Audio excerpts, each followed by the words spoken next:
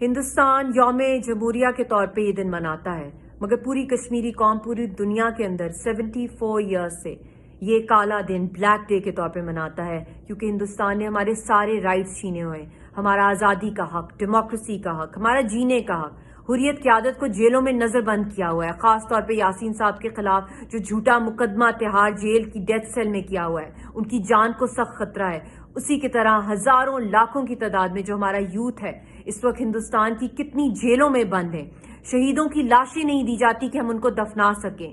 مگر میرا ایک سوال ہے ہر ہندوستانی کے لیے کہ جو رب آپ کا ہے وہ رب ہمارا بھی ہے، جو اللہ ہمارا ہے وہ آپ کا بھی ہے۔ جب اللہ تعالیٰ ایک ڈویژن نہیں کرتا اور ایکوالٹی کے تحت جب بارش برساتا ہے تو وہ یہ نہیں دیکھتا کہ کون ہندو ہے، کون سکھ ہے، کون مسلمان ہے، کون کرسچن ہے، وہ صرف اور صرف یہ دیکھتا ہے کہ میری مخلوق کے اوپر بارش گر رہی ہے، بارش برس رہی ہے۔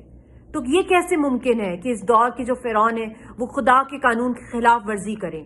تو میں آپ سب سے پوچھتی ہوں کہ کیا کشمیری انسان نہیں ہے؟ کیا کشمیری اللہ تعالیٰ کی مخلوق نہیں ہے؟ کیا ہم بھی اسی طرح سانس نہیں لیتے جس طرح ہر ہندوستانی لیتا ہے؟ کیا ہمیں جینے کا کوئی حق نہیں ہے؟